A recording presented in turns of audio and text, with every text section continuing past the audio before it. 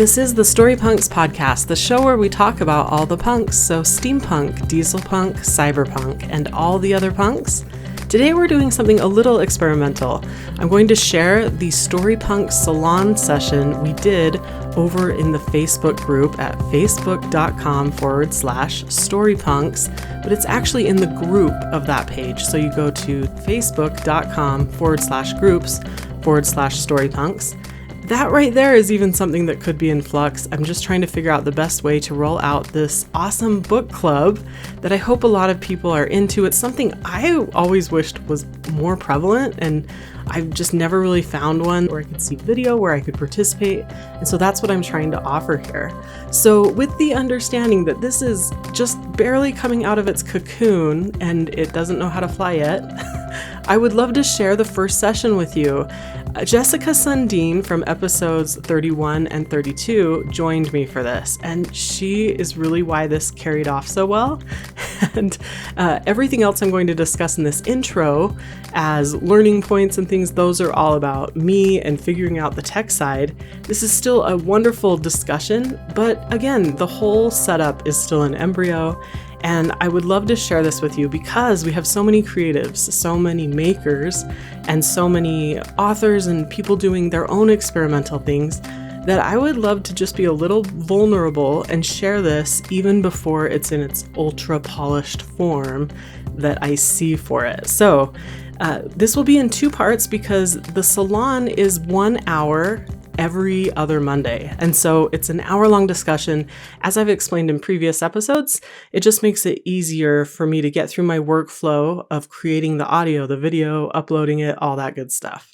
So it will be in two parts. That said, if you just join for the first part and for this first intro, don't worry about missing any other intros or anything like that. I'm purposely going to keep those a little slim on any part twos for salon episodes because I understand that not everybody has read these books and this will be full of spoilers. So, but also there can tend to be trigger warnings for some of these books. And so if you don't feel comfortable hearing the discussion, I just don't want you to miss out on any of the other stuff that I do at the beginning or the end of episodes. So yeah, so again, if you're interested in following along with this group, just ask to join it. There's one question just so I know which punks you're into, and then I will approve you. So it's really fun to see this developing.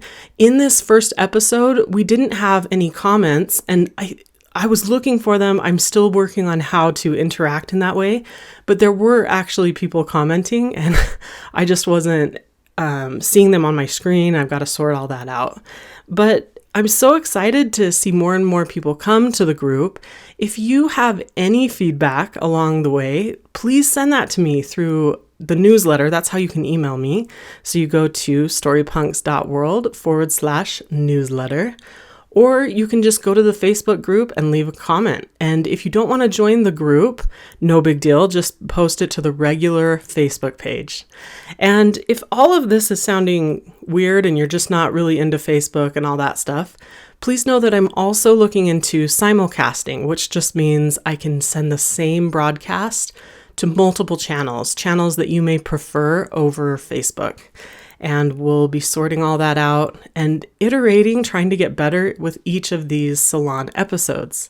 But because a lot of you listen on audio only, I definitely wanted to make this available on the podcast. It's not something I envisioned at the outset, but that's kind of what this has turned into.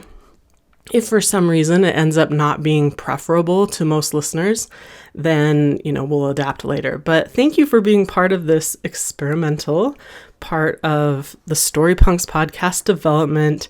And I'm really excited to share part 1 with you as episode 35 and part 2 as episode 36. So I know a lot of you have read the book, which is Paolo Bacigalupi's Windup Girl. It was very popular. It was a Hugo and Nebula award-winning novel. And it's actually true of a lot of the books we'll be reading. And so I'll share that full list here shortly. These are classics. We're really focusing on the foundational works in the different punks. I can't get to all of them, obviously, but let me share the list with you. It is tentative, but this will help you know if you're interested in following along. These are the books we're going to read. I'm going to go through it really quickly, but you can find this at storypunks.world/salon. So we already read The Windup Girl by Paolo Bacigalupi. It was 18 hours of audio. I think that's about 500 pages. I don't know, but it was a long book. Most of these will be shorter. There's a few that edge up toward, like 15 or 16 hours on Audible. I think it's really doable though as we go through this list. So let me share this with you. For May 6th, so about a week and a half from when this will publish as a podcast, we will have our steampunk read Morlock Night by K.W. Jeter. May 20th, Cyberpunk. Do Androids Dream of Electric Sheep, which is now Blade Runner. If you look it up as an audiobook, they actually call it Blade Runner now, and that's by Philip K. Dick. June 3rd, 2019, Dieselpunk, Empire State by Adam Christopher. It's the first in 2 parts, but we're just going to read the first one. You can decide if you want to go on. And that's actually true for a lot of these. A lot of them are actually part of series. June 17th, 2019, Steampunk, The Anubis Gates by Tim Powers. Now, I heard a rumor that Tim Powers actually doesn't consider The Anubis Gates steampunk, but he was one of the foundational influencers of steampunk, and I think that a lot of people consider it steampunk, so we're going to go with it unless, I decide differently later. Cyberpunk will be our read in July, the first one in July. July 1st, 2019, The Girl Who Was Plugged In by James Tiptree Jr., aka Alice Sheldon. When I've looked it up to buy it and such, it's been a little tricky, but I'm sure this will resolve itself. So you may see some changing on this title. July 15th, 2019, Ecopunk Zodiac by Neil Stephenson. July 29th, 2019, Steampunk Homunculus by James Blaylock. Now there is actually a previous book by James Blaylock in this series, but it's not in London, it's actually in California, and so it's kind of like this precursor, and yet the real series in London begins with this homunculus book, so I decided we'd start with this one. May change. August 12th, 2019, Cyberpunk, Sinners by Pat Cadigan. August 26th, 2019, Dieselpunk, The Atomic Sea by Jack Connor. And September 9th, 2019, Steampunk, The Difference Engine by William Gibson and Bruce Sterling. And September 23rd, 2019, Cyberpunk, Altered Carbon by Richard K. Morgan. And since that is on Netflix, I may change that if people are just sick of it, but I've actually never read it, so I'm keeping it on for now. So that takes us through the regular season, and then the off season, this is probably even more tentative, but this is what appealed to me. I wanted to do some massive reads in each of the major punks. So I was thinking from that time, when the podcast is off season, October to March, there would be a huge amount of reading, and then when I come back on season, April 2020, do some sessions about these big reads because they're going to take a while. So for Steampunk, I was thinking the Oswald Bastable series by Michael Moorcock. So that's Warlord of the Air, Land Leviathan, The Steel Tsar. And April 2020, we could also do the Cyberpunk Super Read, which is the Order of Sprawl series by William Gibson. That's Neuromancer, Count Zero, and Mona Lisa Overdrive. That's one of the reasons he wasn't on the main list, plus I, put the Difference Engine up there for Steampunk. But he's a major cyberpunk author, obviously. So that would be fun for a Cyberpunk Super Read. And then for Dieselpunk, there's this awesome series. It is hilarious, and I've started with the first few books, but there's actually 9 books in this series by Jonathan L. Howard. It's called the Johannes Cabal series.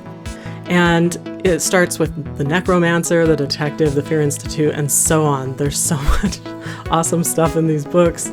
And April 2020 could also be when we catch up on a major Ecopunk super read, The Hamish Cycle by Ursula K. Le Guin. Now, this is a very loose cycle. At times, I believe Ursula K. Le Guin said that they aren't even really a real series in like a literal sense. But then if you even try to track which books are in the series, it gets a little confusing. So I've mapped it out a little bit, but yeah, I would love to read a lot of these titles, such as The Word for World is Forest, and all kinds of awesome titles in here, and short stories are part of the cycle as well. So that would be a major read. So when you think about all these books and what it would be like to just within a year have this much foundation behind you in anything you're creating in the punks, I hope it's exciting and motivating. So in fact, if you join our bi-weekly reading and discussion schedule, by this time next year, you'll be 35 punk books smarter, roughly. So listen in, chime in, pick and choose. It's totally up to you. Even if you just made it through a handful of these, what a cool perspective. I'm finding that already with the one book that we've read and gone through this week. And I'm just so thrilled to do this no matter who joins. But you know what? It's not going to be the same without you. It will be so much better if people are chiming in and talking about it. I hope to have guests speaking with me every week. But if not, that's fine. I'm going to keep reading and keep showing up, and I'm really excited to try this out. Now, most of these are audiobooks, and that is how I'm keeping up with the reading schedule. Because again, we meet every 2 weeks. So to get through all that reading would be really hard for me. I'm actually a very slow reader, but I love listening to the audiobooks. It also adds a new dimension. So just keep in mind that if you would like to get through all these books, it is possible. You may need to leverage something that allows you to multitask. And if you're interested in Audible, you've never checked it out, I suggest that because a lot of these books are actually Audible exclusives, which means you won't find them on other platforms. So if you're interested in investing and joining, it just means that you will pay and then you'll have a certain number of credits every month. And you can find all the details, but you can actually jump in for free and try out our next read, which is Morlock Night by K.W. Jeter, who coined the word steampunk, no big deal. And so, yes, you may be interested in going to storypunks.world/audible. That's where you can click through, see the list of everything, and also check out a free audiobook, see if it's right for you. Again, there's so much insight in here. It's a super long read, so I wish we had hours to discuss this. We tried to pack a lot in, and so if it feels like we're booking it and not covering all the bases, I don't even know if that would have been possible for this book, but we definitely enjoyed it, and I hope you do as well. Here I am discussing Windup Girl by Paolo Bacigalupi with Jesikah Sundin, Part 1.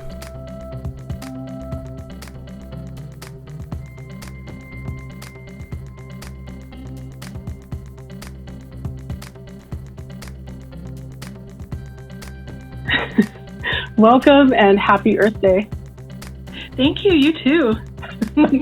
Okay, and to everyone who is joining us, welcome. The way we're going to do this is we're going to talk a little bit between Jesikah and myself, and we're going to just open up your ideas. I know a lot of you are already coming with your own things to talk about, so there will definitely be a time to open that up and share with you. And welcome, Lane. I just saw your name pop up, and it's good to have you here. So let me tell you a little bit about me if we haven't met. So I'm Cindy Grigg. I am the host of the Storypunks podcast. And this is a weekly show now. In season 1, it was bi-weekly. We've moved to a weekly show. So you can find new episodes late Thursday, early Friday. Usually it's late Thursday. But some people's feeds don't update until Friday. So that helps you know when the episodes are available. And I'm also so excited to be hosting this reading room. We're going to be reading books in here every other week. So that's just so that, we all have lives. We can hopefully read these books. And you can find the full list right here in the Storypunks group on Facebook. So if you just scroll down a little bit, you'll see our running list. If for some reason that's giving you trouble, just go to storypunks.world/salon. So Jesikah, with that, will you please introduce yourself to anyone who hasn't met you? All right. I am Jesikah Sundin, and I write Ecopunk and Hopepunk and a little bit of Mannerpunk, and I'm working on a Mythpunk piece. Oh, cool. Okay. Now, over here, I am playing dual roles. So you'll see me kind of looking off to the side here. That's just because I am also keeping an eye on any comments and things like that. So from what I can see, you guys can comment and everything, but just so that I can understand if, if the water is getting to the end of the row, could you just send me a message leave a comment. That's the language here. Leave a comment and just tell me what you've done for Earth Day. That'll help me know if you're able to hear the feed and just a little check-in as we get started. Mm-hmm. And while you do that, I'm going to show you what I was doing on Earth Day. I went and bought this sweet baby, a really bruised piece of fruit, because if some of you remember Anderson, character in this book, he had this great quote about how people aren't in our day, supposedly. He was kind of talking about people earlier than their time, how they would just cast off fruit if it was even the slightest bit bruised. So I thought about that when I was at the grocery store. I thought, I'm going to buy like the craziest pear I can find, and I'm going to eat it. So that's what I did. Jesikah, did you do anything fabulous? Besides this is enough right here. Well, I wrote in my upcoming Ecopunk novel, so I did some research on Burnfield Slash and Burn and healing from that. So that's what I did. Cool. It's raining a lot here. Oh, is it? Yeah. It's a very rainy day here in Seattle. Yeah. Yeah. I'm not doing anything else. Yeah. Okay, cool. Well, I am not seeing comments, which is okay. But if you're leaving comments, just know that I'm going to keep my eye out. And it's never required, but I just want to not be, ignoring anybody. So, and also, if you're watching this in the recorded broadcast after the fact, just know that you can still leave comments when I mention it. You can still participate in that way. So, just to tell you a little bit about what we're going to talk about, we're going to talk about character and world building. We're going to talk about theme and, just anything else that strikes our fancy, and then we'll open it up. So, yes, please feel free to leave your comments at any time during the broadcast, and I will keep my eye out and we'll incorporate those. So, Jesikah, do you want to start us out? And actually, before I do that, let me just preface this, since this is the first one. I want you guys to know that this is not like a book review. So we're not reviewing the book. We're more just discussing it. If you want a full-on book review to know if you should read the book, then you can find those online by searching for a review. This is a book club, so we are going to do tons of spoilers. We're going to assume that you've already read the book. It doesn't mean you can't join if you haven't read the book, because you might get a feel for whether it's for you.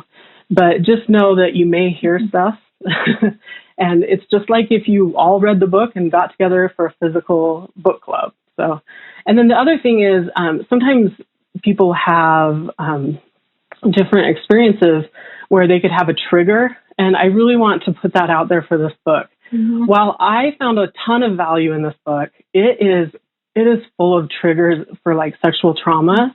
And particularly, there were 2 full-on rape scenes in the book that were very detailed. So if that's a trigger for you, and if certain kinds of violence are a trigger for you, then I want you to be careful interacting with this. So other than that, anything else you would add to preface, Jesikah? I think you covered it very well. Okay, cool. Awesome. Well, let's jump in and talk about some of our favorite things about character in this book. And just the briefest of synopses, this is a book that takes place in a future Thailand, and there's been a ton of destruction. So we're dealing with the environmental fallout and the societal fallout of a ton of different factors, and they all come together in various ways that are reflected in the characters and everything. So let me just ask this. Did you have a favorite character in this book, Jesikah? Ooh, I'd probably say Hawk Sang. I really liked him. He was such a clever old man, and he was bitter yet compassionate at the same time. And I just kind of enjoyed the duality of his nature. Yeah, there was a complexity there. It had quite a broad character list, really, and they had all these different competing interests that I thought played off of each other really well. I know some people that have reviewed the book weren't as happy with some of the character development, but I personally was really involved with the characters, and I loved them. I always think, yeah, go ahead. I was going to say, well, yeah, I mean, like Kanya, was pretty complex as well, and I enjoyed her. Mm-hmm. I like to see how her character kind of like developed over the course of the novel. And I mean, she's a central character. You don't realize it at first. Okay, that's a good point. That is a good point. Because she was a surprise. She was kind of lurking with her own agenda, right? Mm-hmm. So that was a surprise. I liked that.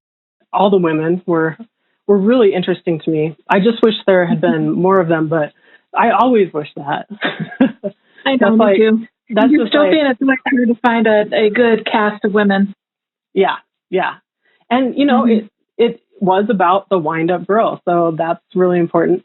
So as I thought about her character, the Windup, I was really kind of torn at first. At first, I had a hard time getting into it because I was like, okay, she's being really abused, you know what I mean?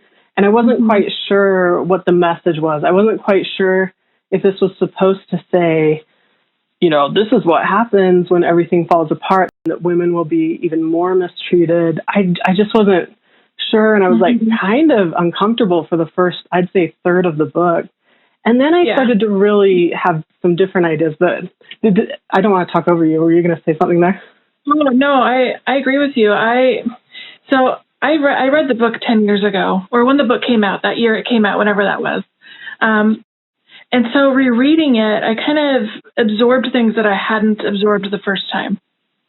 And one of the things I absorbed is how, I know some people say Emiko, I say Amiko, I'm not sure how you pronounce her name correctly. On the audiobook, it was Amiko, that's all I know. It was Amiko? Okay, that's what I thought. I think it's the Japanese version I've heard, but I've heard other people say Emiko, so I wasn't sure. So Amiko, I realized that while the other characters I think were true characters, I think she was meant to be a metaphor the entire course of the book. That's what I started I don't think thinking she was too. supposed to be a true character, which is why I think she's developed, but not like he takes it to the line and then stops. Oh, that's interesting. She never goes into a place of real depth. She goes to a place of expectation. So as a reader, she's very predictable. And she's supposed to be predictable. She's a wind-up girl. She was trained that way. She was conditioned. She was trained that way. I mean, even Huck Sang and Anderson and others even mention her predictability. So Paolo did a great job of keeping that true to form for her. But I don't think she was meant to be a real character. I think she was supposed to be representative of all the things that we create and then mistreat. And we don't understand the value of what it is we're holding. And not until the God at the end sees the value of it and wants to make it even better. But the rest of us humans, we don't see the value of our own creation. And I think that's the metaphor she was supposed to represent, which is why she's so mistreated, which is why she's considered trash, all of those things. She's not the same as us, yet she's somehow better. And and I think thank you. I think for that first third of the book, and I'm just estimating, I don't really know, but that first third of the book, I was just like, I'm not really feeling it for the characters. But because she was kind of the kingpin that brought it all together for me, once I got into her character, it opened up a lot of the other characters for me. And I don't know if other people read that way, but it kind of tends to be that way for me. I don't know why, but it was weird, honestly, that I would hear violence to men and it would be really brushed over. But then her rape scenes were like detail, and it was almost like voyeuristic for me. And I was just like, why is that? Like, where are we going here with this? But the more I got into it, I began to think, okay, she's a metaphor she could be a metaphor for tons of things, but the way I started reading it was she could be a metaphor for women, how they're treated as not real people, how they're treated as, they need to serve, all those themes of service, and does it really take you to... Yes.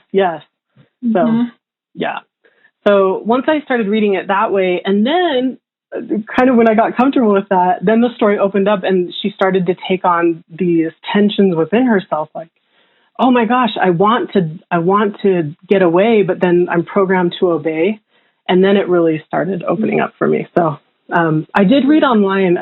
There was someone who mentioned in their review, they just said, let's keep in mind that Paolo is a short story writer first. And I don't know that that's true. I actually heard that that he wrote several novels ahead of time. But, and then I started seeing that theme in a lot of reviews, like, oh, this is really just 3 short stories mashed together. That's why it's so long. But the more I got into the book, I was like, no, this is actually really cohesive. And I do love the whole storyline. But I'll be honest, it took me until about a third of the way through to start seeing what it meant for me. Was it for you too? Yeah, but I think for me, I mean, that first chapter with her was brutal. Like, I couldn't read all of it. I had to skim parts of it. Like, I knew what was going on, and I didn't need all the details. I knew emotionally what any person would feel like in that moment, or should feel like. So I had to gloss over that part, but I knew what was going on. But I think for me, he asked for us to care for so much so quickly that it was so overwhelming that I couldn't feel anything at all. For me too. So I was going to share a quote, and we have several quotes that we both submitted. So they're just to hopefully add emphasis to what we're talking about. I listened to the audiobook and Jesikah read the book. So I don't have the chapters or anything, but I think anybody could look these up as they could. Let me know in the comments if that's something that you need to follow what we're saying. But the one thing that I wanted to share was this quote.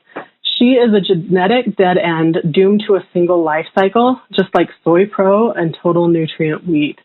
So once it started getting into this kind of stuff, I started to feel some of the themes show up and how they connected to her, and how she was this genetic dead end, and how some of the man-made stuff that was out there that was causing them so much trouble, she was also creating that trouble in a lot of people's minds, but she was also battling with that within herself, being a genetic dead end. So, yeah. So, Jesikah, anything else you want to add about character? It's a big question. There's a lot of characters, not just Amiko. I really liked JD too. I thought he was super fascinating. I mean, even though I liked the old man, Hoksang. I don't know what it is about the old man, but I just was like drawn to him. I think he just had so much suffering in his life before everybody else had suffering. And so for him, it's like revisiting. He's trying to constantly escape. But with JD, what I really liked about him is that he kind of embodied the Thai spirit, which was the point, and how that was crushed in the end. And I just thought, and I had to pause for a while and think about that. And I liked kind of the foreshadowing where he and some I can't say the other character's name. I want to say some or some Chapta or something like that. But when he's another soldier that's part of the ministry, the environmental ministry with him, but he, when they're together and he knows he's going to die and they talk about him being a tiger, I think I gave you the quote for that one. And he says, what will become of me? And then his friend said, well, you'll come back as a Cheshire. And they laughed about that. And I just really loved it. And at the time, I didn't understand what a foreshadowing that would be. So you're talking about Somchai. Is that the character, Somchai? Yeah, okay, Somchai. Cool. Yes. And I didn't realize what a wonderful foreshadowing that would be. I just thought it was a humor point, which was much needed in that story. But the idea that the Cheshires are kind of like their ghost cats, they fade in and out. And then here you have JD kind of haunting Kanya like a Cheshire, always waiting for the spill, just smelling the blood before it's even been spilled, and just kind of dogging her steps. And so that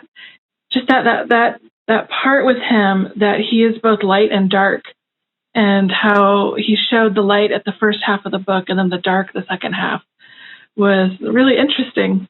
I liked how he did that. Yeah, and I liked that he was that shadow person, but then we also saw him in the monastery, and we saw what was going on with him. That was a cool effect that he wove in. I mean, That can't have been easy to do as a writer. I saw that so many times during this book.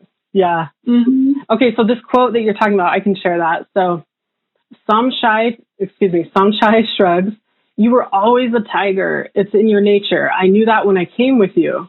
Still, some shy. If we die here, some shy smiles. Then you will come back as a Cheshire. JD can't help a bark of surprised laughter. It feels good, this bubbling noise. He finds he can't stop. The laughter fills him up, lifting him. Even the guards snicker. JD catches another glimpse of Samshai's widening smile, and his mirth redoubles. So, yeah, there were a lot of funny moments, actually, but they always caught me off guard. And it's cool that this one has that foreshadowing. I didn't pick up on that at all. I think that's really cool. And the fact that he's laughing in the face of death. Yeah. I mean, that's also what's going on, and it's really telling to his character. So, Storypunks, let's break here and move on to part 2 when you get a minute, or feel free to jump right into it. Beyond that, remember you can email me with suggestions, or go ahead and just head over to Facebook and send me a message, leave a comment on any of the posts. It's all good. I'll get it no matter what you do there. And I just look forward to evolving this and finding out what's possible for this salon and reading room.